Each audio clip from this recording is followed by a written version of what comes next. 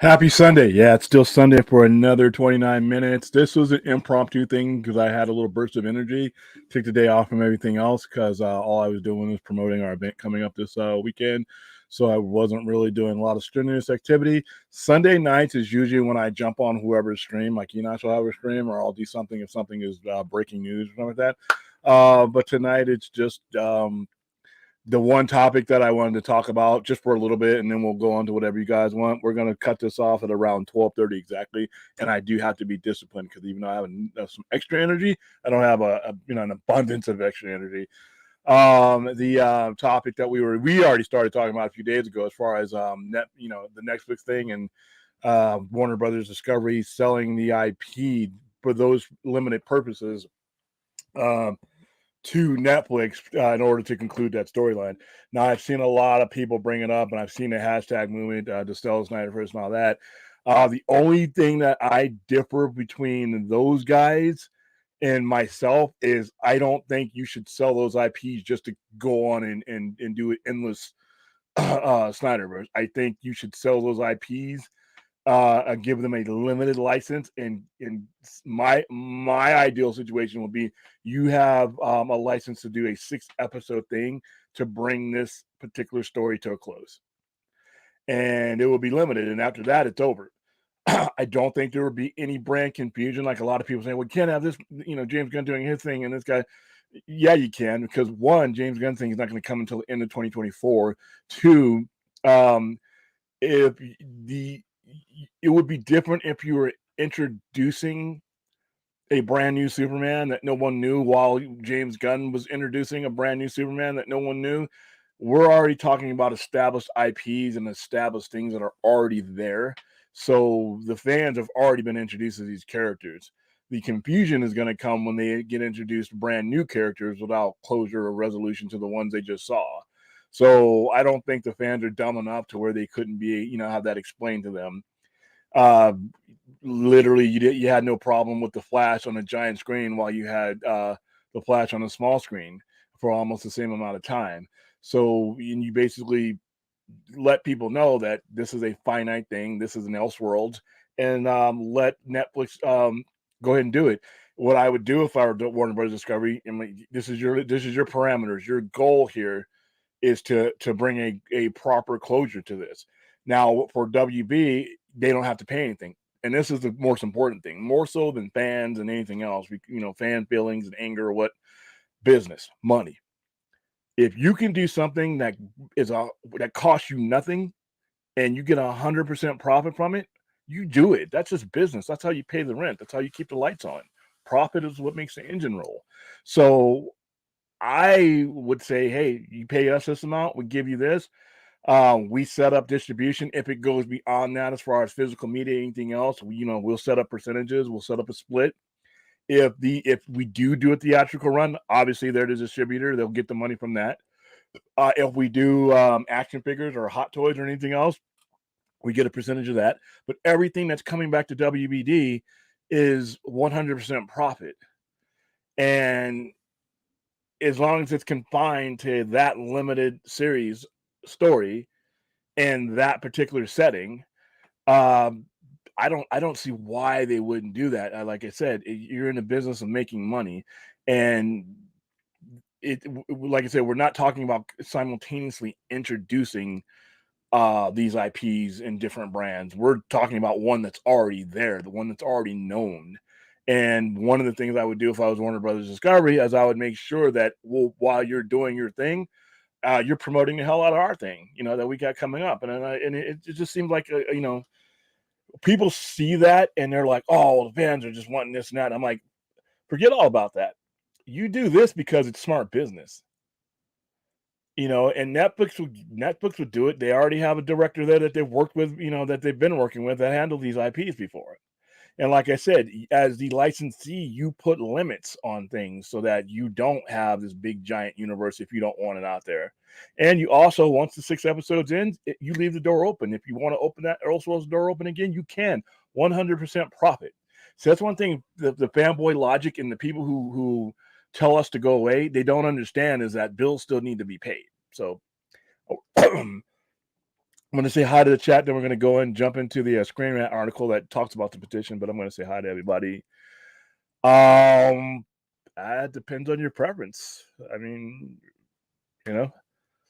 I'm biased to me, but good thing is even if you run into 2 live shows, once it's in the internet, it stays there. You can always come back or go back to him, and watch us both.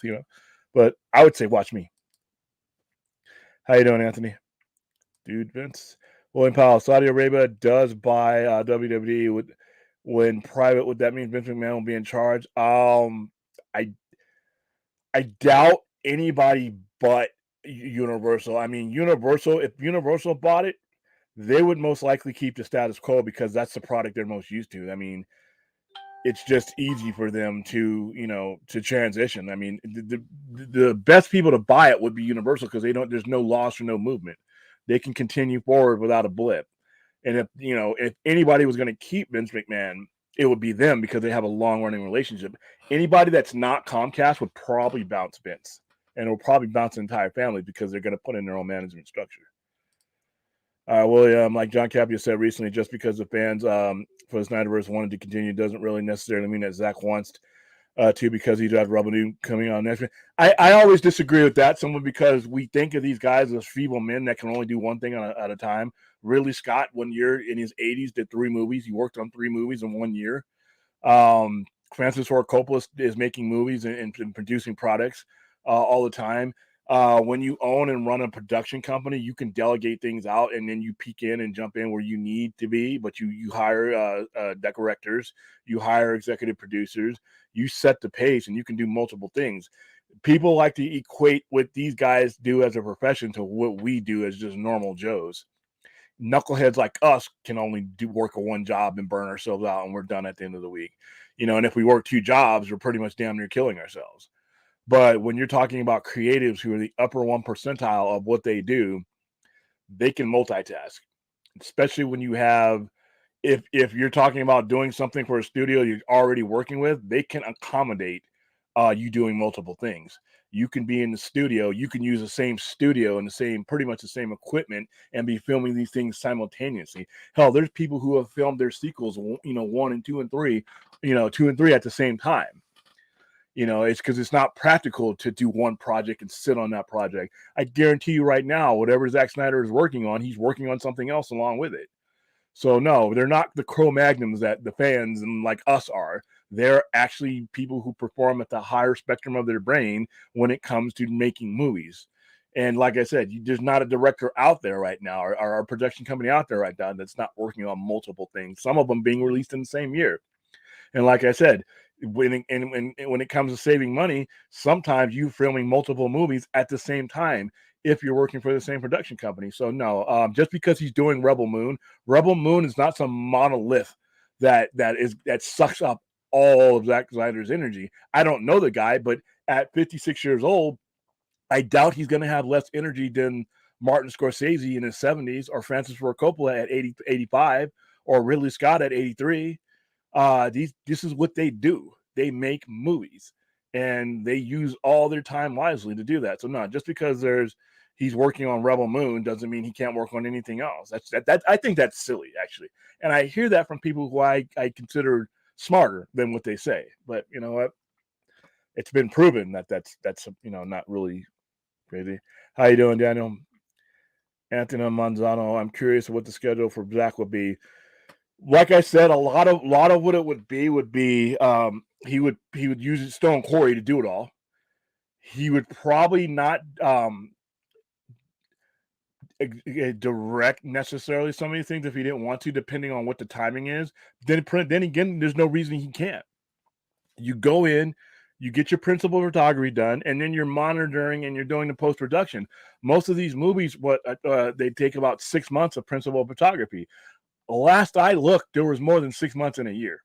And most of those times, you're dealing with another project that's in post-production.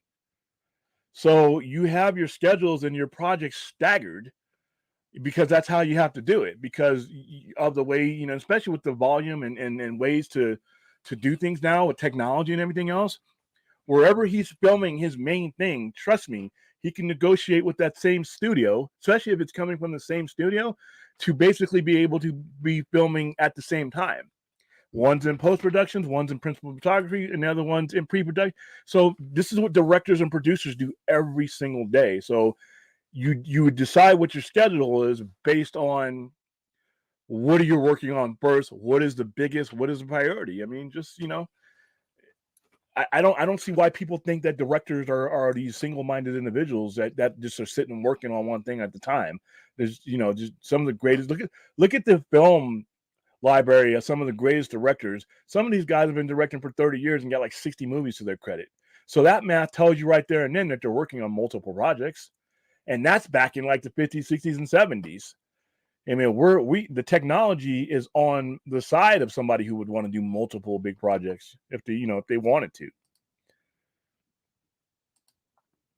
All right, Warner Gunn and Safran supposed to release their plans for the next 3 or 4 years, sometime within the next month. I wasn't given a firm date. All right, Daniel Martinez, Williamverse. Hey, you know what? At least I would give you an ending. whatever my universe was, you wouldn't be left hanging for 5 years. I thought it was silly. I got a good laugh at it. I thought it was clever. I just picked it. I wasn't planning on picking it up until everybody kept sending me that in my message. Did you see this? Did you see this? And then like pregnant joke, and I'm like, oh my god. And I took a look at it, but like I said, the pregnant Joker isn't, to be honest with you, isn't the wackiest thing to go on in that damn comic. That comic is out there, man. All right, they won't license Snyderverse DCU to Netflix. WD won't have 2 cinematic universes running at the same time, especially if one's on a complete platform. Not necessarily true. They're selling off IPs now. I mean, why is Sandman? Sandman could have been done in house. They sold Sandman, and you wouldn't have them. They wouldn't be necessarily competing. One of them is already established. All right, one of them is already there, and they are 2 distinct versions of, more than likely, are going to be 2 distinct versions of those IPs. And whatever James Gunn does is not going to get the whole of anybody, no matter whether they're doing anything with Netflix or not. So if you know that those people are not going to give that version of DC 2 shits, why don't you make the money off of those people at the same time? This is where you have to run your business and get greedy. And I'm not talking about, James Gunn is talking about a universe that's going to span 10 years. I'm talking about the conclusion of something that probably would only span 1. And that's where you control the licensing parameters. You tell them, this is your window, this is how much time you get, and you guys are the ones paying for it. You guys are the ones, you guys are the studio. This is when this wraps up, and then we'll advise on certain things, but for the most part, and you would stagger its release. We're not talking about a 25. I'm not talking about getting the universe going and keeping it going. I'm talking about using Netflix to resolve it as an Elseworlds. That's 100% profit for WB. Listen, there's no way around getting past the fact that there are a lot of people are not going to like what James Gunn puts out. A lot of them just don't like James Gunn. Why am I want all their money too? All right. Otherwise, the Arrow should have been shit canned. There are versions of the Arrowverse and the Flashverse that are on the big screen and that have run concurrently for quite some time now. But we still allow that to happen. So I don't see, and we're not talking about a cinematic universe. We're talking about a 6-part storyline that is a resolution to something that's already out there. So no, I that's where my parameters are going. Hello again. Zack Snyder said to himself, William, that the Rebel Moon cinematic universe that he's going to have Netflix is going to be taking up most of his time and TV shows and movies. I don't believe that. You gotta, when you guys look at what these guys say, they're saying that without that opportunity in front of them.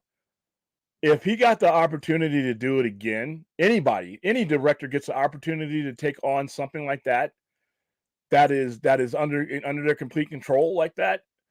I mean, like I said, every major director works on multiple projects. Some of them even work on TV shows. Ridley Scott was working on TV shows and 2 movies in 1 year. He's 82. Does he have less time in a day than any of these other directors are? I think we all have a 24-hour day. I think we all have a 360, 465 day a year. I think we're all living on the same planet that rolls around the solar system and we're all around the same sun, right?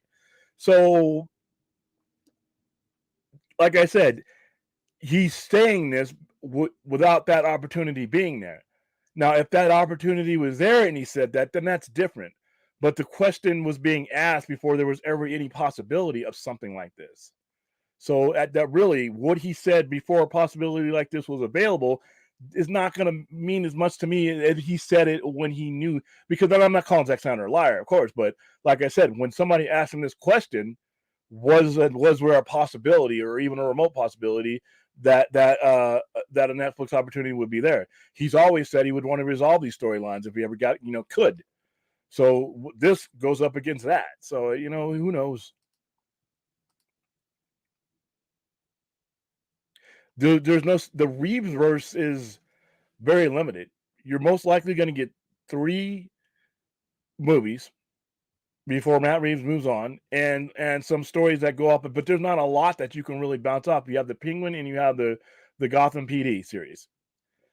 That's not really a universe right now. That's a closed trilogy, and that's not even a verse. That's literally just a main story with a couple things rolled around it. You're not talking about an entire superhero universe. You're talking about Gotham. That's a Gotham verse or whatever you want to call that. But like I said, the Reeves verse, it's a trilogy. I mean, you can't build a universe off of what little is going to come out of that, in my opinion. Not one that's going to generate what they want to generate. It'll make good money, but that they don't want good money. They want all the money. Yeah, but Zazoff also was part of people who greenlit Henry Cavill being able to make an announcement too. And like I said, we're not talking. See, get this straight, guys. We're not talking about a continuous long-term thing. I'm talking about Netflix getting the rights to tell the ending to that story. That is not for Batman. All right. That is one story, and when that story ends, and that once that story ends, it's over. We're not talking about Matt Reeves Batman, where you got 2 movies that'll be spread over the next 8 years. All right, we're not talking about whatever James Gunn puts out that will go along the next 10 years. We're talking about a finite story that has an ending that has already had the beginning. We've already seen the beginning that has an ending. We're not talking about an entire universe. And trust me, whether he wants for Batman, he's going to go where the money goes. People can say what they want to interviewers and on press calls. When the money gets put on the table, everybody becomes full of shit. All right. Everybody's going to go for that dollar. If there's an opportunity, I mean, they were talking, there was some rumors about Ben Affleck's project being a Batman script. So if this was true, then we're not even, that's not a remote possibility. And I don't, I could see them bringing Ben Affleck back to do that Batman if they wanted to, because the word around the script he put out was one of the best Batman scripts people had read. So they're not gonna, don't get too hung up on their comments, because like I said, when money's thrown on the table, people's words change. They evolve when that cash hits there. All right, I was going to get to the article. I hate when people say Snyder fans to move on and just support Rebel Moon. Like, we can't do both. They can't support Rebel Moon and finish this. Yeah, why? Like I said, we're not single cell brain things. We can walk and chew gum, And some people, be honest with you, if you're a superhero fan and that's what gets your motor going is superhero films, you may not be into what Rebel Moon is. If you're not a Star Wars fan, if you're not a Kurosawa fan, we're both Star Wars and both Rebel Moon are getting a lot of inspiration from, then this might not be for you, even if Zach is one of your favorite directors. You know what? I mean, there's if the space opera or the space thing isn't for you, you may not want to see Rebel Moon. I'll watch it because it looks interesting, but just because somebody is into comic book movies doesn't mean that they're going to be into the content or the subject matter that they may not be zombie movie fans. Maybe they didn't go see Army of the Dead or watch it on Netflix. Doesn't mean they're not a Snyder fan. They have, like I said,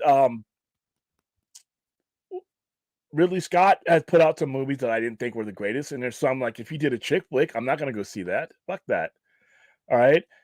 James Cameron, if he ever were to go do another romantic whatever, I'm not going to go see that. He's one of my favorite directors. I'll support his science fiction and other stuff, but you do a Titanic too. Avatar wasn't for me. All right. I love James Cameron. I'm not less of a fan of James Cameron because I have no desire to go see Avatar. It's a lot of it is not just the director, it's what he's doing and the theme that he's doing. And it's not fair to tell a fan that, they're not a Snyder fan or, to support Rebel Moon. What if Rebel Moon isn't their thing? They're the consumer. You really can't tell us consumer what to do. Hey, William Powell, what are your thoughts on WD having interest in Hikalua? Yeah, you asked me that last night. Tama Tonga, I could see it. Tama Tonga is 39 years old. He has been loyal to New Japan, but he hasn't had that big super check. And that's what a lot of people go to WWE for. They're not necessarily going on there because they know their careers are going to take off necessarily. They're going there because they want that big check that they didn't get in these smaller federations. And I could see Hikalu, his brother, going along with him. Challenging the Usos, maybe. I mean, that would actually get me to watch some of the product again, maybe. Sweet Fancy Moses. Okay, I don't know what that's for. No doubt Snyder stays working. I had no idea he was doing the Army of the Dead. He was working on finalizing the Snyder Cut remaster, BBS, and Rebel Moon. Yeah, like I said, these guys can do more than one thing. It does happen. Does that continue making original properties? Yeah. Sazloff wants Sazloff back. Yeah. It all depends on what the deal that they made with Sandman was. I know he got a second season, so it all depends on how much Neil Gaiman wants to do it. I mean, if he wants to end it, it's not going to go. He'll eventually get it back on HBO Max once that license expires. But like I said, every situation would be different. If Sandman hadn't been as successful as it was, it would have been just fine leaving it on Netflix, but it was. And like I said, you let, even if he gets his Sandman back, HBO never had to pay one dime to produce Sandman. So when they get it back now, it's once again, it's all above the table. And if they were to conclude the Snyderverse on Netflix and they got that back, Netflix would be the one paying the production budget for that. You add that to your streaming service, or when you get it back after the licensing agreement, you put it on TNT or you put it on all these other channels and get ad revenue for it. It's all about money, guys. William, I'm not saying exactly single minded. I just saw an interview. And I understand. I remember the interview. But these guys, when they say this stuff, they are telling you, in my opinion, the truth of that moment right then and there. But with opportunities, I mean, Zach was willing to move on, he was willing to wait years for the Snyder Cut to come out. He had an opportunity to put it out, but all the time he was, he's saying there's a cut, but I doubt we'll ever see it and all that. And then he got the opportunity to put it out, and he did. So if he, under the right circumstances, things could change. I would have to ask him this question after the opportunity, if it ever were to happen. Who knows? If the opportunity were ever put on the table, I would need to hear him say no then. Because that interview, like I said, was based on the circumstances that are then. If if it looks like everything's being snuffed out and there's no movement or anything else, then there's really you move on. But if somebody would have put an opportunity and say, hey, here, dude, we're gonna allow you to put a bow on your magna opus here, and you're dealing with a studio that you've been working with, got a good relationship with. It's a possibility. But like I said, he's 30 years younger than some of the directors that are doing multiple projects. if he wanted to, he could. I'm not saying, I mean, he could not want to. You're 100% correct, but I would have to hear him, say, hey, I don't, I'm privileged to have this opportunity, but I'm just going to turn it down. I don't have time. I can't go on an interview or quotes that it took place when the opportunity wasn't there. I would have to wait till the opportunity was presented, and then, then hear him say it. And then I'd be like, okay, you got it, But like I said, things change. Well, I'm not saying single-minded.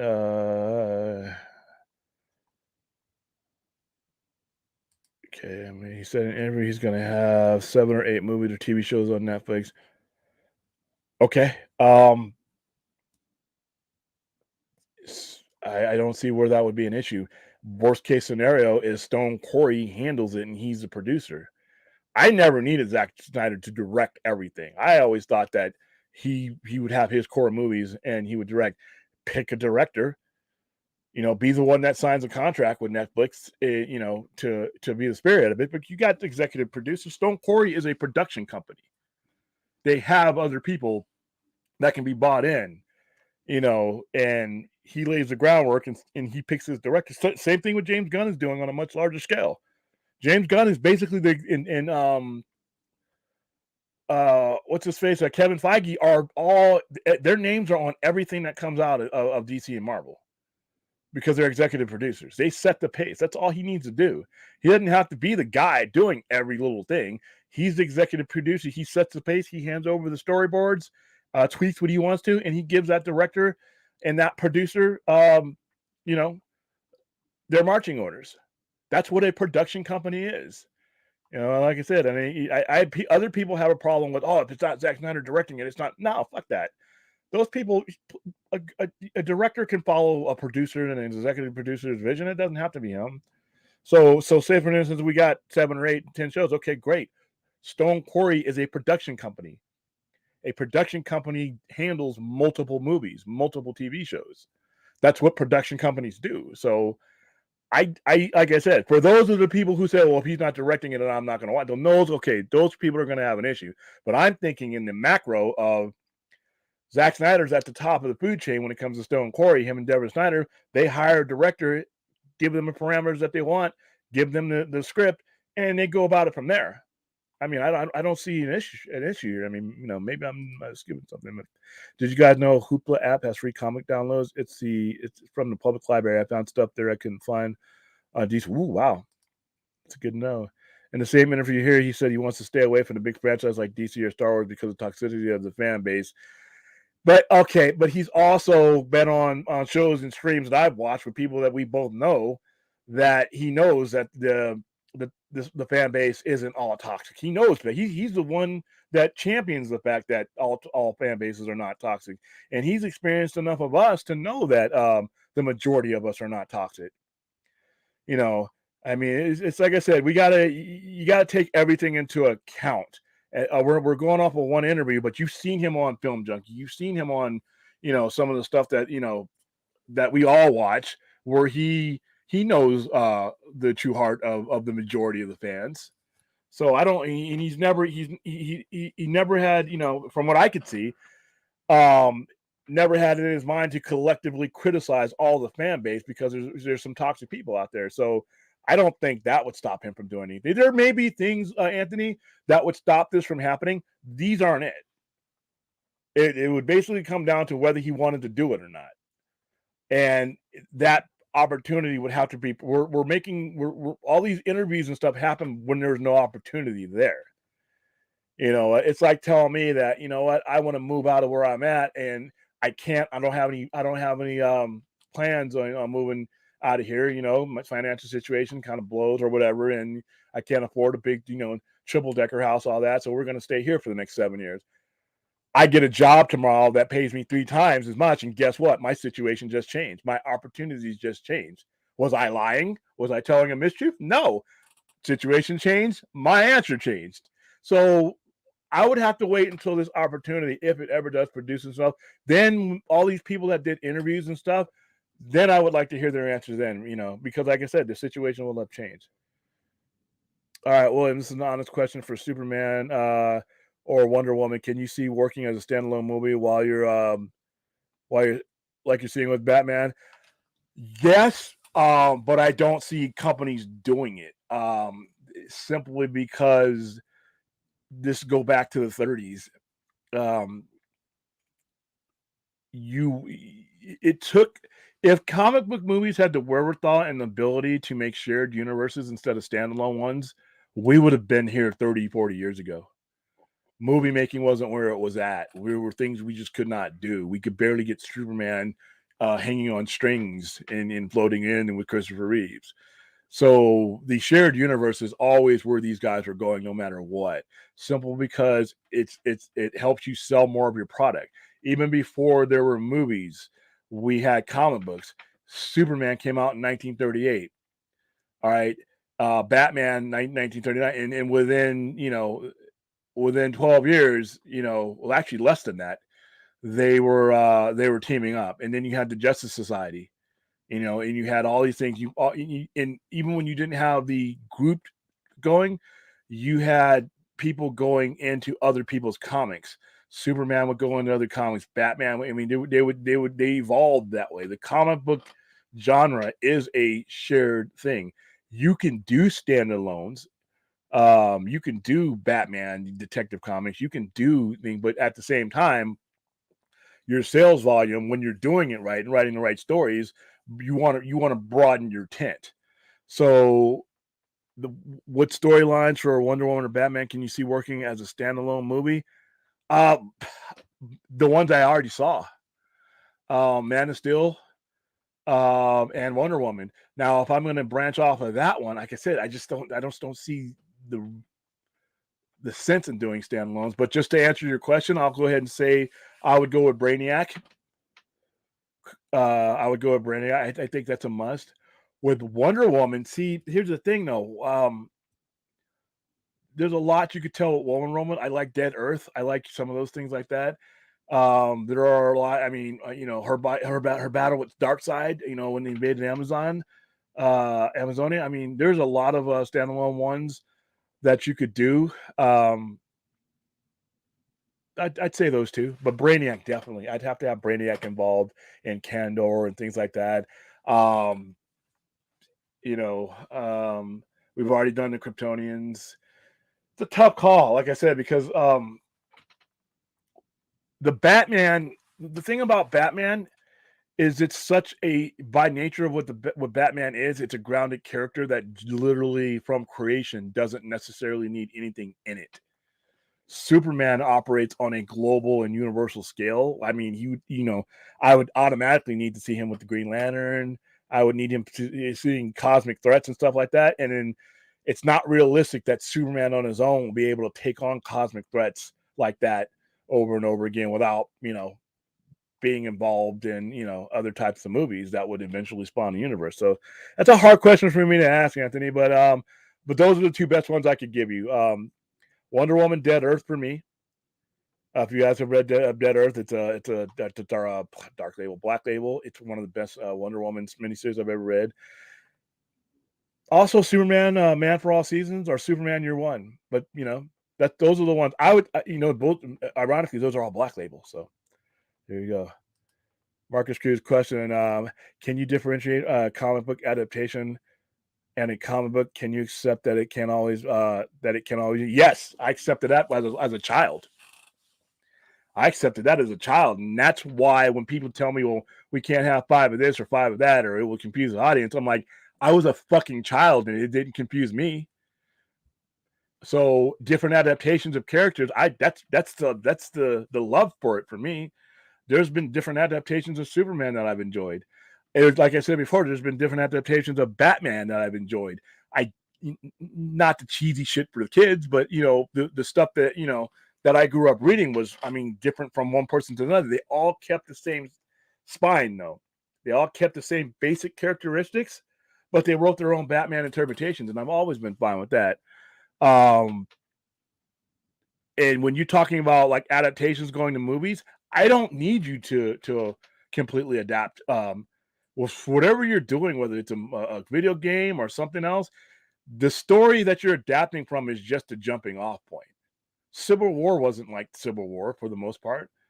X-Men Days of Future Past was, wasn't like the Days of Future Past that I read in the comic book, but I still enjoyed it.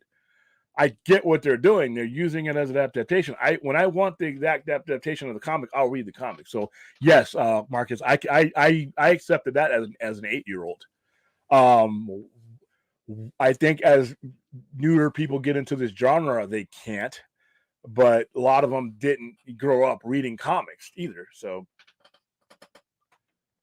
hope that answered your question. I hope I'm answering your guys' questions, right? How you doing, Michelle?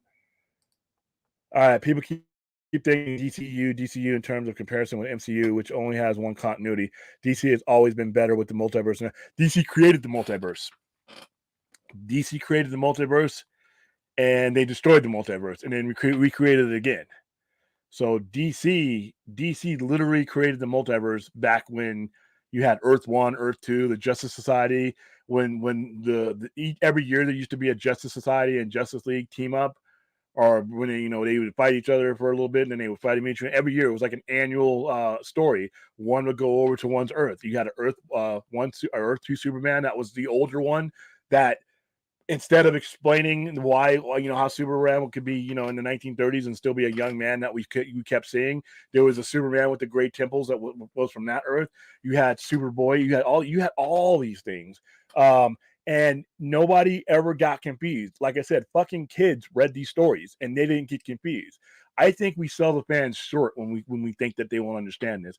If you can't make people understand that, you're a loser in your job. If you're the storyteller and you can't make people understand or explain your story in a way that people understood things when 8 and 9-year-old kids got it back then you're a fucking moron. You don't need to be in that job. And you not only do you not need to be in that job, but you're basically saying your fan base are a bunch of knuckle jaggers that can't figure shit out. I mean, your fans are smarter than you know. You just can't be afraid, of thing is confusion. If you think there's going to be confusion, that's up to you to bridge the gap. You are the storyteller. You are the producer. You are the studio. That's your job. Like I said, kids who are learning how to read figured the multiverse stuff out. Multiple Batman, multiple Superman, didn't confuse them. So why would it confuse the average median moviegoer? It won't. That's just a fucking excuse not to do something, to be honest with you. How you doing, Chappie? Hope you're doing all right. William, I'm a big fan of vampire content. Which comic book companies do you recommend for that type of content? I heard Dark Horse does really good. Dark Horse does excellent vampire stuff. Oh, dude, you guys hit me with these questions when I'm not at the store. We were just talking about this for Halloween because we did a display. Dark Horse, I think Boom has one. They're all indies though. They're all indies. So I'd have Image. I think Image has to. Like I said, I ask me this question when I'm at the store because I literally have a vampire section in the store. But I can't remember everything that's in there right now. But yeah, Dark Horse. Dark Horse is just a good company all the way around. Would you prefer a movie or a miniseries? Miniseries. I would if I were to do this, if this were to happen, a 6-issue miniseries or a 6-episode miniseries. That's enough time to wrap up everything. All right, that's enough time to wrap up everything. Get it done and end it. And you do this under the premises that this is the end. This is it. All right. Now, what you want to do at the end, if you want to have the Flash coming through from another movie, because you don't have to do this. You can sign a contract saying we're going to do this, and James Gunn can go about doing his own thing as long as he basically leaves that universe preserved, like they did in Crisis when the Time Trapper took that piece of the universe. So we could go on and do our thing. We got time. But as long as you say, hey, we got a deal here, we're going to wrap up this story. We're going to go forward what we're doing with our reboot or retcon, whatever the hell we want to call it. But you guys that have been left hanging right here, we're going to wrap this up. And then you sit down with Netflix people and you kind of brainstorm of how we ramp up our ending to your beginning and how we ramp up our beginning to your end so that we get people lined up with this content and they're constantly in it. And that's going to be better for Warner Brothers because the new fan you bring in has a whole universe to watch while you're making these movies. It's going to take you 5, 6, 7 years to get a base. And while you're getting that base, why not have them getting involved in all this other DC content. Is you don't have anything yet, and it's going to be a while before you have anything out there. It's going to be at least 2 more years, or at least 18 more months or so, to get your thing going. Why lose all that momentum? So, miniseries for me, I would love it. I personally like both sides of Zack Snyder. I love his comic book movies, and I love his movies in general. One of my all-time favorite directors. You know what? Like I said, I am biased to the comic book stuff, but as a guy who's tired of zombie movies, I liked Army of the Dead. All right, and from everything I've seen from the stuff that's been released from Rebel Moon, that's down my alley too. Now, if I had a lamp here that says you can get Zach to direct another movie, what genre would it be? 100% comic book movies. I am a comic book nerd. That is what I am. You cut me, I bleed comic book. All this other stuff. I like science fiction and horror too. So if you gave me Rebel Moon, I am going to go see it because it looks fucking awesome. But if you held a gun to my head and said, which one, William? Comic books, 100%. 100%. And I'm no less a Snyder fan than anything else. That's just my preference. That's that's what I like. And I don't blame anybody else for not, if you don't give Rebel Moon a chance, that's on you. That's up to you. But that doesn't mean you're not, you're not a Snyder fan. It's just that genre. It's a genre that doesn't intrigue you. That's all. But I'm going to go see it all because, like I said, I love Star Wars.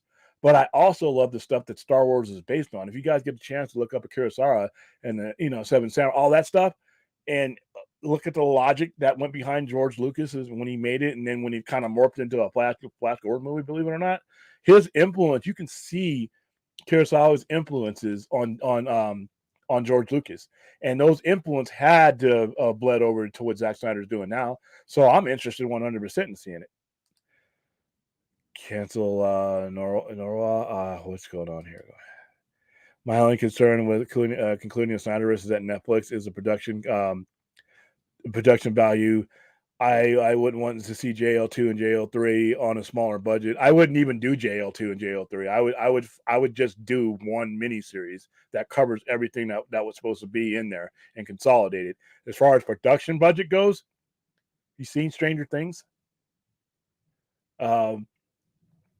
When they get their hands on some Wednesday was expensive.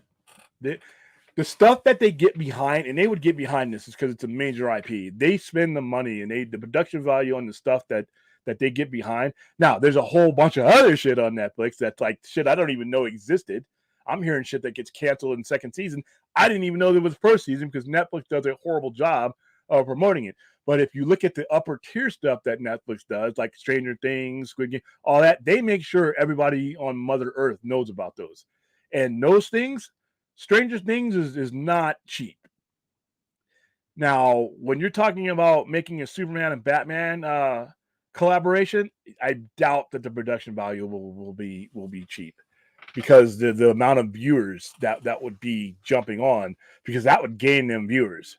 The things that gain Netflix viewers, they spend money on. But like the little B movie, C movie things that they spend $12 on, yeah, okay, I get your concern. I don't think it will be a concern with the major IPs though. Oh, and by the way, Sandman, that show's expensive, and that's not even Superman level IP, and they spent the money on that. So, yeah, I got Nice House on the Lake, 8 Billion Genies from Hoop. Oh, okay.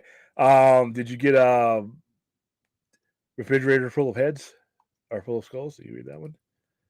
What storylines, William, in comics for Superman and Wonder Woman are your honest opinion or work a standalone movie if you're seeing Matt Reeves? I think you answered that one, but yeah, I'm gonna go with for as far as the comics goes, I'm gonna go with Superman Year One by Frank Miller and Wonder Woman Dead Earth. By the way, do you think Tim Miller doing reshoots for Eli Roth video game movie Borderlands, while it's a bit concerning, because you shouldn't have to short this off from the very beginning? I'm not sure. I'm not a expert on what goes on in Borderlands and video games. As far as like the adaptation goes, but some companies, I don't know enough about this to give you the best answer, but some companies plan for reshoots right up. There are movies, big major blockbuster movies that are filming days before, and that add shit after preview screenings. So I don't know the situation, but I wouldn't be concerned unless there's something else that comes out about it. In a new timeline, what hero should be the first operating? Well, Superman and Green Lantern. Actually, if I mean going on name brand, obviously it's got to be Superman because that is the engine on which DC runs on. However, logically, the Green Lantern Corps has been around longer before there was Superman. So I would like to see the Green Lantern Corps be the binding energy to all these superheroes. I would like it, to see the Green Lantern be the one that comes to Earth and says, "You guys got a bunch of shit headed your way. Let's team up." So Green Lantern. I hate it. Well, I hate it, William, when people say there can only be one definitive version. Nah. Yeah, like I said, you all know how I feel about Batman the animated series and how hearing people say that Batman the animated series is definitive Batman. I literally want to vomit in my mouth when I hear that. That's my opinion, though. If you guys out there and that's your definitive Batman, that's 100%. That's the right answer. I can't tell you that's wrong. I think the definitive Batman is Frank Miller's Batman, whether it be Dark Knight or Year One. That's my definitive Batman. As far as cinematically, Ben Affleck is my definitive Batman from that era, but Robert Pattinson's Batman movie was a definitive Batman movie for me. So it's going to vary from different people to the other.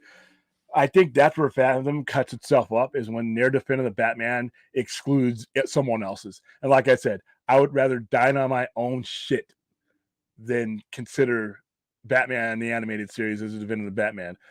But I have all the respect for those who do. All right. That's how you came up. That is what you gravitated towards. That Batman means something to you. It's like a rock song. Everybody has can listen to the same rock song, and it means something to them, different to them, depending on where they were at in life when they came upon it. And it's the same thing with Batman. It's the same thing with Superman. You're always going to have a connection to the Batman of where you were at in life, and I understand that, But like I said, you're 100% right. I do it out of fun. I know I have my definitive Batman. I know other people have different ones. I do it for fun, but I don't think any less of somebody who says that the Super Pens Batman was their definitive Batman. I will disagree with you, but it's not up to me to tell you that. It's up, everybody's got their thing. So, like I said, I agree. Well, I understand. He said John Stewart Green Lantern character's backstory was kind of boring in the comics. How would you rework his? Oh, I don't. Did I say that? I don't recall saying that, but I've said a lot of stuff. I don't recall saying that, but no, would I would when it comes to John Stewart and Green Lantern, I just think that they're at the time that they made the switch, like Kyle Rayner, they had run out of steam with those characters. They had run out by the time Emerald Twilight came out in 1995, which by the way is an awesome series. If you guys get a chance to read it, they had done everything that they could do with those characters. They were near cancellation characters. Um, they have one of the things that Jeff Johns did do well was he bought those characters back in more better stories than they were at. I didn't like the Parallax edition, but that's fine. That was a way to bring Hal Jordan back. So there's a lot of stories that those characters could be used in, and you make a composite storyline. Um, I don't think I would need to rework his character for the cinematic universe because we've never seen him there. Hal Jordan. I mean, he's like a Tom Cruise basically. He's a test pilot, and that's how he becomes Green Lantern. And I personally, if I were telling a Green Lantern story, I wouldn't be using John Stewart first. I would be using Earth's first Sector 2814's first Earth Green Lantern, and that's Hal Jordan. I would eventually get to John Stewart in time, but personally, Hal Jordan was the first Silver Age Green Lantern. We're not talking Alan Scott, but he was the first. He was the first, first one you saw in that era. And John Stewart came much later. So that to me, I think the fact that you'd have to do better than the 2011 movie because that movie was wretched. But I would bring in the core first. I would bring in the Green Lantern core first, establish them first, and Hal Jordan and John Stewart are there. All of them are there. But when it came time to focus on the singular Green Lantern movie, then I would narrow the focus to him. But I think the story of the Green Lantern Corps could carry any individual Green Lantern you chose, because I think the Green Lantern Corps has been underserved in almost every medium. I mean, they are the galactic. I mean, they could literally be Star Wars on their own.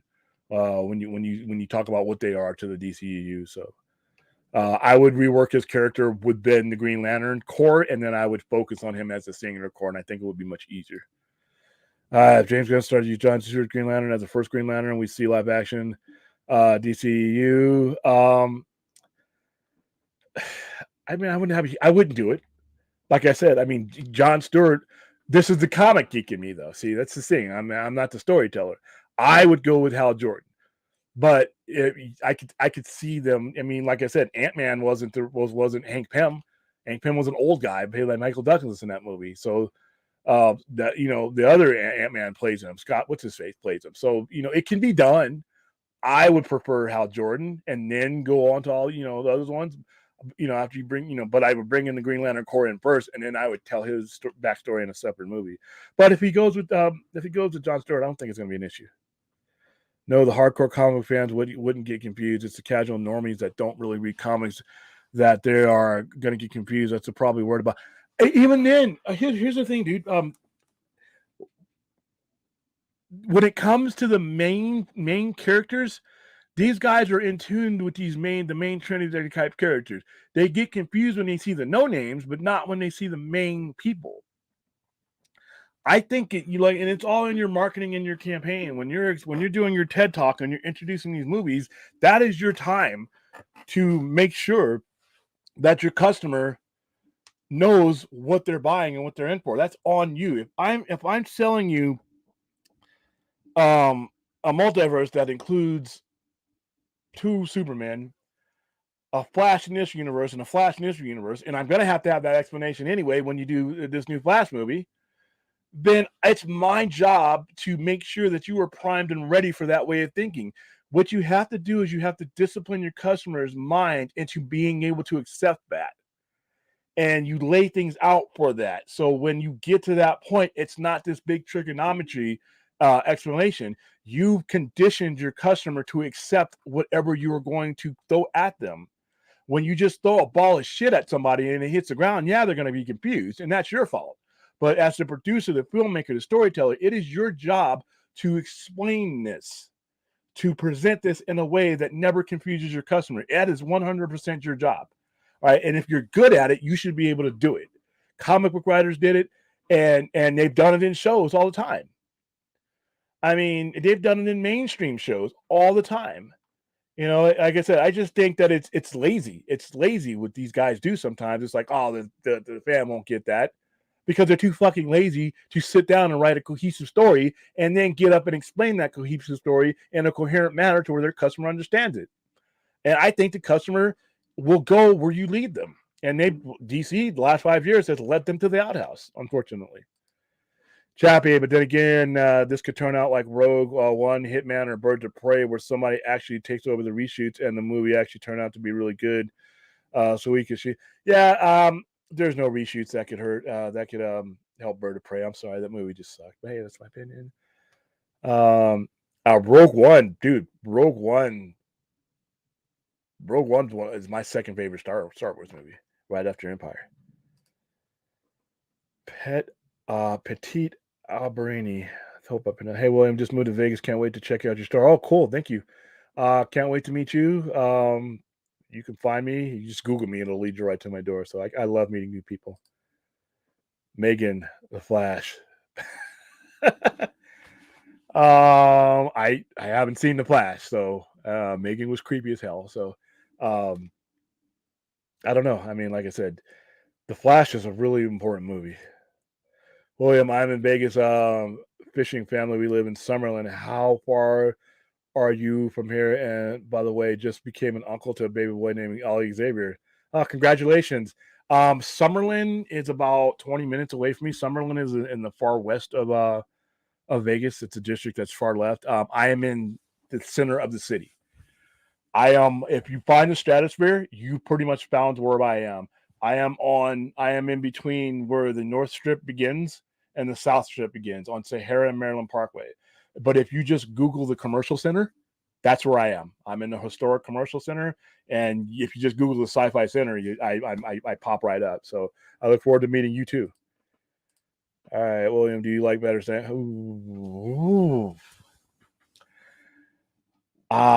Steven Spielberg, man. That Steven Spielberg has made literally the stories, books of my life from as a kid, Raiders of the Lost Ark, E.T. I mean, I've grown up and grown into adulthood, and in my 40s with Steven Spielberg's movies. His movies are iconic. Listen, Zack Snyder's great. I love Zack Snyder's vision. Steven Spielberg literally may be the greatest director of all time. I mean, on any level, and he can do any genre. You throw it at him. This the same guy who gave you E.T. gave you Schindler's List, gave you Saving Private Ryan. He can do it all. And I'm not saying Zack Snyder can't, but man, you're talking a guy on the scope of Steven Spielberg is literally, if there's a director's Mount Rushmore, he may take up all 4 fucking spots. That's how great Steven Spielberg is. That's literally. I like to get religious, but if there's such thing as a god when it comes to directors, especially living ones, he's probably as close as thing you can get to it. All right, Monkey Jeebus, it will take too much time to get production together. Snyderverse is dead. Not really. Whose time you're talking about? Whose time are you talking about? If you sign a contract and say this is where your parameters are and this is where your time window is, if you're talking about something that's in a separate pocket universe that's being done, whose time are you talking about? It's not Netflix's time. They do what they do in their own time. It's not Warner Brothers Discovery time. All they're doing is collecting the money. And it may be dead at DC like Warner Brothers Discovery, fine. But once again, we're talking cash. We're talking profit, 100% profit. All Warner Brothers has to do is take the check. They don't have to pay for the pre-production. They don't have to pay for the promotion. They don't have to pay for the contract. They don't have to pay for any of that stuff. All right, they license it out. They take the check, and you sign deals to say if this becomes something that we're making a little bit more money on it than we thought, or it's a little bit more popular, we start producing toys and t-shirts and shit like that, we get a cut of that too. It's like, dude, it's just money. Just open up the bag and then let the people throw the money. It's like trick or treat. Just take the candy. So time is not really an issue, because once you establish that this is something that is not going to be part of the WBD gun universe, you have all the time in the world. It's just a matter of getting people together now. Now that's your biggest issue is like the Afflecks and the Cavills and if they have the time. But even still, it just doesn't have to happen immediately. I'm just saying that get a contract signed for when it does happen. You can go ahead and do it, and you don't conflict with anything. You resolve one thing and make money off of it while you're doing it. Take the money. Don't hashtag restore the Snyderverse. Don't hashtag fire James Gunn. Don't hashtag sell and that way. Hashtag take the money. This is what this is about. And this is coming from a comic book geek like me. Just take the money. That's easy money. WBD, get it off your plate, go forward with what you're doing, and just take the money. You don't even have to turn your head towards Netflix. Just hold out your hand, take the cash. It's that easy, guys. All right, hey William. Hey, how you doing? Grismy, it's been a long time since I've been down under. Women say that men plunder. Can you feel the thunder? I'm sorry. Tony Chappie. Oh, hold on. How many? I'm sorry. Too many schedules to coordinate. It's a pipe dream that will never happen. You know how many times we've said something would never happen? Jeebus? If we had $1,000 for something every time somebody said something would never happen, I would be rich. I would be in a kick-ass studio sitting on a pile of money. And guess what? Coordinated schedules get coordinated every day. You got production assistants, you have casting operatives, you have people, you have a whole office full of people who just do this. That's all they do. schedule things. They schedule everything down to the fucking sandwich you're going to eat on the private jet that they fly you over in. They schedule the studio times. They work with your agent. They work with the other another studio. If you're working with another studio, they work with that. They negotiate deals. They do all that stuff. There's literally an occupation for people to do this stuff. And as far as a pipe dream, never be too late. Hollywood's a fucking pipe dream, and it doesn't need to happen now. But the possibility that it could happen under these circumstances it could be a reality. But like I said, literally, there's people out there that make six figures whose job it is to do exactly what you just typed: coordinate schedules and make things happen. That's literally a level of production that every movie that's ever been made since motion pictures has people working on that. So that's not going to be a problem. Like I said, not guaranteeing that could ever happen. This is just a possibility. But that's not a reason that it wouldn't. Sorry, Jeeves. Question: do you think that all directors should have creative freedom control over their movies, or do you think they should have some oversight from producers? And yes, they all should have oversight from their producers. They all. Here's the thing: a director's job is to direct and to put out his vision. A producer and executive producer are looking at the whole thing and seeing where everything is going. They're the ones who control the budgets, and sometimes the budgets control the kind of content that you can or cannot do. Sometimes producers have been directors before. In most cases, or they've looked at enough films and they know what they want. They're the executive end to the corporation that's spending the money. So yeah, the producer should always have oversight. And there should always be some oversight. Now, that being said, the oversight can't be a bunch of fucking dummies, like DC. Studio interference only gets mentioned when it gets fucked up. Kevin Feige interferes and is involved in every movie he's done, but his choices are sound and it works out. When you fuck up, that's where the problem is. Every movie, every franchise has oversight, but it's only the losers that screw things up that are the ones that we're talking about today. You don't think Kevin Feige has a tight grip on just about everything Marvel's done in the last 20 years, ever since back to his Fox days, since he got elevated. But he makes the right decisions and does right by the people that he's doing and does right by his story, and he doesn't blink. So it's not the oversight that causes the problems in the movies. It's if you have an idiot or a group of idiots doing the oversight that causes the problem. So yes, I do think there always should be oversight. William, speaking on Wednesday, it was renewed for a second season, but do you think Amazon,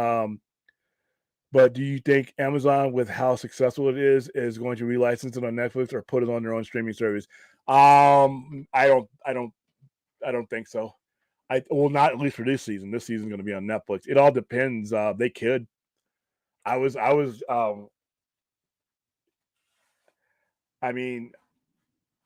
They own the rights to Universal and are not Universal, MGM. So, they could. I don't know if it would be under the same circumstances because I think that what happens, even though they own the IP, but I think that because Netflix produced that version, I think they may have to produce their own version. I don't know how that will work. I could be way off, but if that's not the case, then yeah, I see season 3. If they go season 3 with Wednesday and it's not under contract with Netflix, yeah, I could see them snatching that up. It's already theirs pretty much, so why not? Sandman is really good. Sandman is great. Zaslav wants total control of CD. No light. Oh, okay, hold up. He's just licensed op stuff though, so no licensing out and diluting the brand. Fans know where there's more of one version, they can give people an option to go elsewhere. Doesn't matter though. If you're Zaslav, you're getting paid for that. You're not giving shit away. You're getting paid for that. If you take an IP, a limited IP, and you not, like I said, once again, we're not talking about something that's going to go on forever. We're talking about something limited that will probably be done in like 6 weeks because that's how Netflix will release it. All right, 6 episodes, you're done. We're not talking about something forever. So you're not diluting the brand. I would see if we were doing an entire universe in Netflix, that might be diluting because you're doing it concurrent and there's no reason for that. But we're talking about taking an already established event that ends the dilution because that's already there. The versions of these characters that we are talking about are already there. So you're not diluting anything. It's already there. If there's any dilution, it's the ones that James Gunn is bringing in because they're the new thing. The established thing is already there, so there's no diluting the brand. All right, and as far as giving people the option to go somewhere else, they do it all the time. License agreements happen all the time, and there's going to be more and more licensing agreements.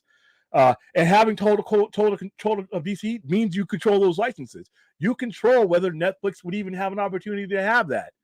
It's still a DC property, so you're not giving up any control, and you can't. Like I said, the one thing that these guys will learn the hard way is that not every version that you put out is gonna be something that you could, you're gonna be leaving money out. Like I said, the Batman made $770 million. Okay, there's other versions of these characters that other people will probably enjoy more. I already said that a Ben Affleck Batman would have done just as well, if not more, because there's people who like Ben Affleck's Batman that weren't going to get patents in the time of day. So there are different versions. The reality of DC being around 85 years is that trying to consolidate everything down to just one thing, you can try it, but even DC tried that shit and it didn't work. It didn't work on paper, and it's more than likely not going to work on TV screens because you have too many generations of audiences that you still need to make money off of. All right. You can't just shut out the people who enjoy a certain Batman while you put on your Batman. You can, but why would you do that when those people have money in their fist too? So, and like I said, we're not talking about something. We're talking about something that's limited. And right now they're in the process of increasing their profit margin. 100% profit is you going to turn that down? And once again, he would have had no problem if he hadn't hired Gunn. He would have had no problem with going forward with what Cavill was doing. So, like I said, it's oh no, it's so funny. Hey William, how you doing, Michelle? Anthony William. When I rewatch Matt Reeves' Batman movie, it kind of reminds me of Gotham by Gaslight. Yeah, it reminds me of Gotham by Gaslight, and more Batman Year One than me for me. But yeah, Gotham by Gaslight was great. That was one of the few Elseworlds stories that came out in the 90s. Whatever entry point got you into the character is the correct answer. Is how you feel as well, William. A lot of us watched Batman 66 and enjoyed it, but it doesn't have to be end all be all. Yeah, I enjoyed Batman 66 when I was a kid. I kind of shunned it as I started becoming a comic book collector because the contrast was there. But there's still a lot of people who hadn't seen, when I was a kid, to go see Batman on the big screen, Tim Burton's Batman. The last Batman that some of those people had seen was Batman 66. So, as a teen in the 90s, I like Batman animated series. Even found the complete series at Walmart on DVD for $5, but it's not my definitive Batman. That's key for me. And see, everybody's going to be different. And like I said, I joke about the animated series, but I understand where you're coming from. William, let me clarify what I'm talking about is you have multiple Batman versus Superman. It's going to confuse the normies. Not necessarily. I understand what you're saying, but not necessarily, because you don't have to read the comics to understand this. All right, you literally do everything everywhere all at once. It's probably going to win an Academy Award. Explaining multiple versions of things is not hard. You just have to be willing to do it, and you have to be articulate enough to do it. That the normie does not have to pick up a comic at all. Most of these guys that are watching these movies they're never going to pick up a comic, unfortunately. And guess what? When Secret Wars comes out, you don't think that's going to be confusing, but it's going to be up to Kevin Feige and company to make sure that is explained in a way that their audience will understand. All right. Secret Wars to me sounds like an absolute clusterfuck, but Kevin Feige's going for it, and he has a plan. There's a risk that those storylines and those multiple characters can confuse people. That's not stopping them from doing that. And we're talking about far less characters, than they're doing in Marvel. And we're only talking about like a limited time. We're all talking hypothetically, but hypothetically, if you were to greenlight this and you were to say we're going to do this Netflix thing and to close this up, minute one, second one, you go about explaining that we're ending these characters, and it's easy because these characters are already here. I'm not talking about creating a new Superman and springing it on Netflix. I'm talking about the entire line that's already been there. All those people who've seen those movies don't need to have that explained to them. All right, not in it. Like as much as you think. And when you do explain it to them, you do it in a way that gets them on board. That's literally what the producers and the filmmaker and the production company is supposed to do. And it happens all the time. They won't get left behind. It's never going to happen. Now that Zaslav wants, he's a smart businessman. Zaslav takes money. Zaslav is about making money. All right, period. His shareholders, and remember, it's not all what Zaslav says either. Zaslav has a bunch of bosses, all right, that can fire him. They're called shareholders, all right. But even as far as Zaslav goes, Zaslav, it's money. If you present somebody something that's 100% profit, and you structure it in a way, this could be structured in a way that doesn't hurt anything that James Gunn is doing. And if I got stock in your company and I hear about you turning out 100% profit when we just bought a company that we're trying to chew down $46 billion in debt, and you just turned down 100% profit, millions and 100% profit, we may need to have a shareholders meeting. Okay, it's about money. All right, it's about profit. Hit the like button. We teasy. Yeah, there. Thank you, Clint. Hit the like button for Enosh, especially on my channel too, because I simulcast this one. So, what would it take for you to abandon DC movies? What's your breaking point?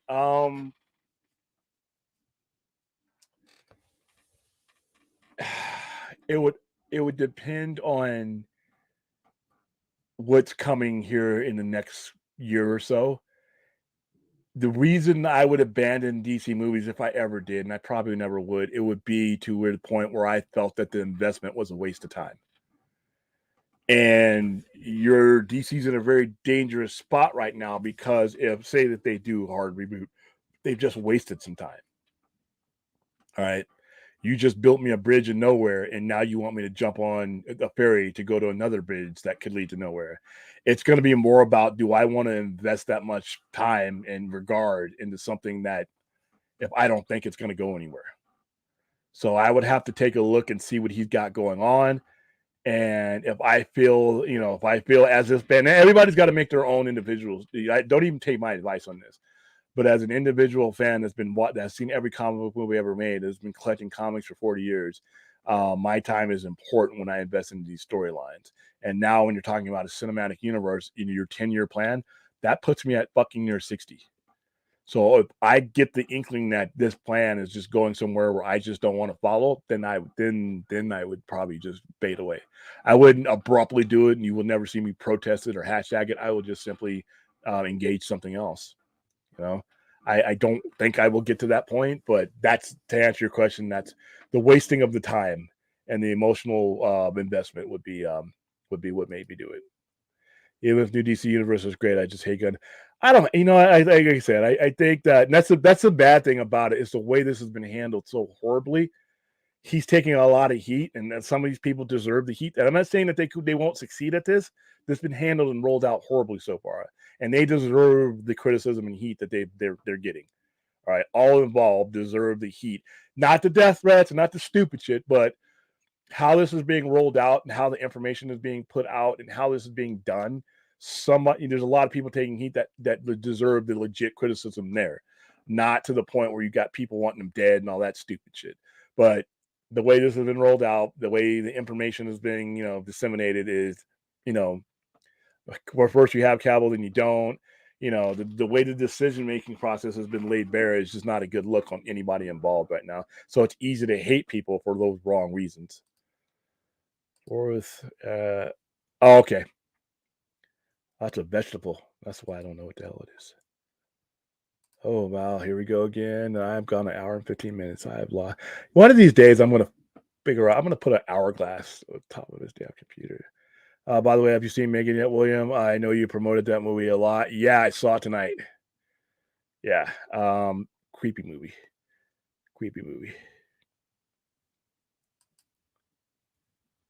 Okay. Henry Cavill's doing Warhammer.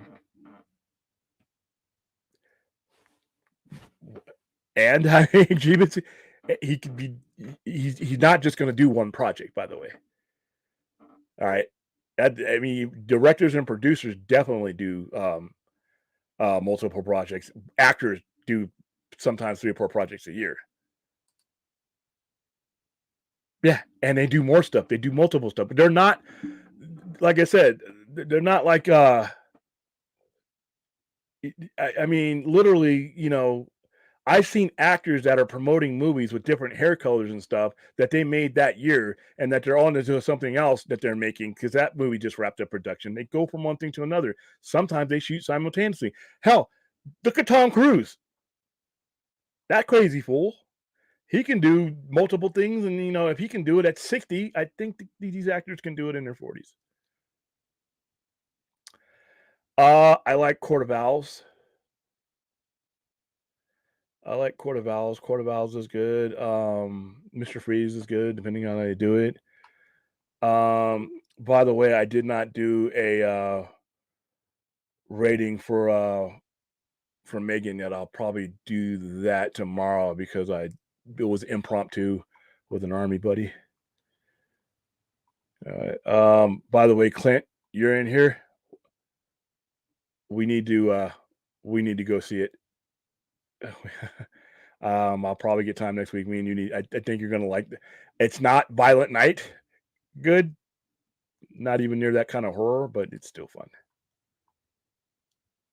All right, let's see.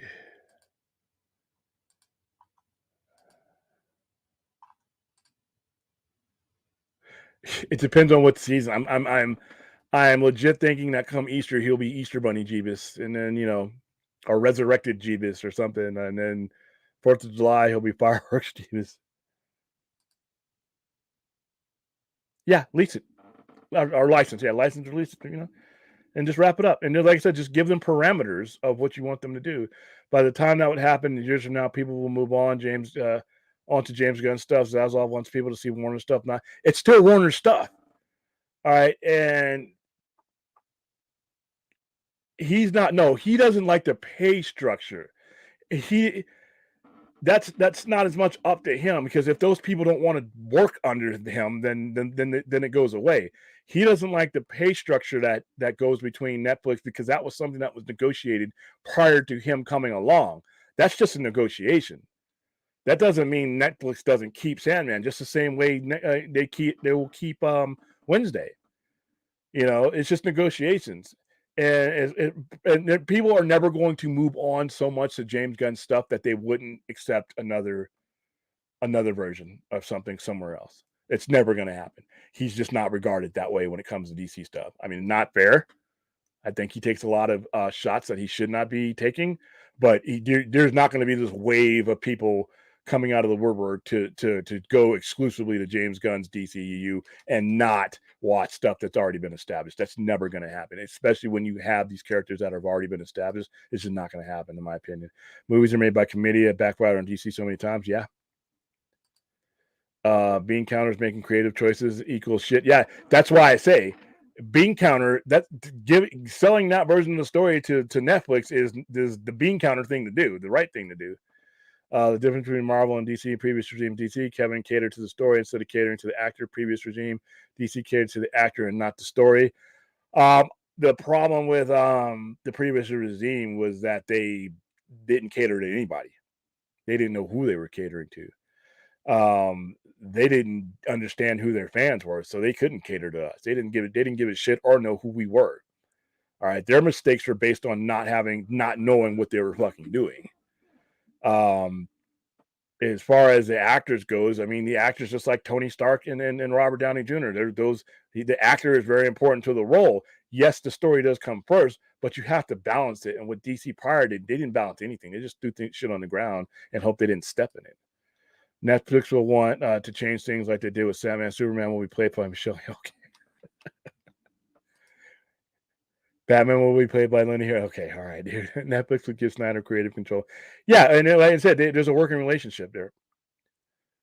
Arkham trilogy is a definitive Batman. I've heard that before. I've heard people say that. Pretty fly for a Filipino guy. It took me a while to like Beware the Batman because it wasn't Batman the animated series, but I realized Beware is great. And some of the animated stuff that they made recently that I've liked. Like it's just the 90s stuff I have an issue with. Justice Snyderverse. That's an opinion. That's about, a lot of it is inspired. I mean, like I said, you're not wrong. I would disagree, but you're not wrong. I mean, it's well, you think DC will catch up tomorrow? Well, yeah, yeah. If they do things right, they could, because right now you have more of an upside with DC because you haven't. Marvel's put out 30 movies. DC has not put out. One of the biggest things that's hurt DC is their output. And when you're not putting out a lot of movies. People wander off. You don't keep people mesmerized. That's why a shared universe is a must, because when you're putting out 3 to 4 movies a year, you're keeping that attention, you're keeping that momentum. When you're putting out the Batman and then 4 years later coming out with the Batman 2, that's just not going to do it. You will never catch anybody. You won't even catch an armadillo that way. But if they put out a strong, cohesive story that gets people excited from one, if James Gunn comes out and puts out a fucking awesome Superman movie, and then we lead right into the next thing, the Justice League or Green Lantern, and we keep that momentum going, and they do it in a new way that hasn't been done before, I think they could catch up to them. Because like I said, well, when it comes to Marvel, a lot of Marvel's issues right now, and you hear it from their fans, is it's saturated. Everything that when this first happened, everything that Marvel put out, everybody was going to see. It made the same amount of money, but you can see just by their box office numbers that certain things are like Disney Plus. So I don't think Marvel has that type of hold on the market where everything that they do is going to be like they shit gold. I mean, you're going to have your No Way Homes and your in games and things like that, but for everything like that, you're going to have things like Eternals that didn't, well, I liked it, but a lot of people criticize it. You're going to have, Thor, Love and Thunder. These things make money, but at the same time, they're, the movies that DC makes are in that realm. I mean, not every movie that Marvel makes is $1 billion. Like, people think that's the truth, but no, majority of them do not. So I think they could catch them. I definitely think they can catch them in quality. If that happened, WD would only have a contractual restrictions, maybe Joker and script approval. Yeah, that's all they would need. I mean, just sit back and take the cash. Netflix paid $450 million for Knives Out franchise. How much do you think WD would charge Netflix for the Snyderverse? Not that much.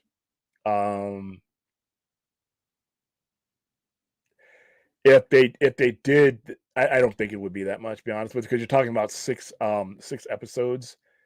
I would say not. I would say around the 3. If not more than 450, I would say less, because you're talking about then again, you know what? The IPs do have value. I'd love to be a fly on the wall on that that thing, because like I said, Knives Out and Glass Onion are good, but like I said, the notoriety that Superman and Batman bring to a streaming service might be worth something. I don't know. We're a month of Picard season 2. Yes, I am excited. I'm excited to have new Star Trek back on my screen. Too bad studios, general audience, fans who want to buy merch. I think that would be a big kicker too, because like I said, you could sell. I see toys and Hot Toys made out of some of the dumbest shit out there. Something like this, Superman, Batman, Hot Toys, and Warner Brothers, you get your cut of the paper shit. You just get profit, 100% profit. Yeah, it is 12:45. It's actually 12:55. So guys, I am going to actually wrap this up. Thank you guys for being here. It was supposed to be 45 minutes, but as you know, I could fuck that up in a heartbeat. And like I said, I had a burst of energy today.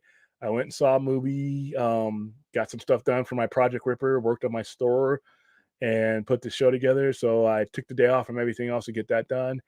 And that's it. So thank you guys for being here. Thank you guys for putting your questions in, whether we agreed with each other or not. Remember, this is just a gathering place. Like, no one here has a wrong answer. We just have different points of view. I'm just thinking, like I said, when it comes to greed, when it comes to just somebody giving you millions of dollars and you don't have to really do anything, that's good money. All right. And let's see. Gotta get my brands right. So with that, I will see you guys. I don't think I'm going to be on tomorrow. I think Enoch will probably be on tomorrow, but I will probably see you on Tuesday, and then things will get kind of thin for me towards the end of the week, because I'll be working on Project Ripper more and more as the 13th and 14th come along. But at the very least, you will definitely see me back here on Saturday nights for our overnighter, and if there's any breaking news, I'll make time. All right, see you guys later.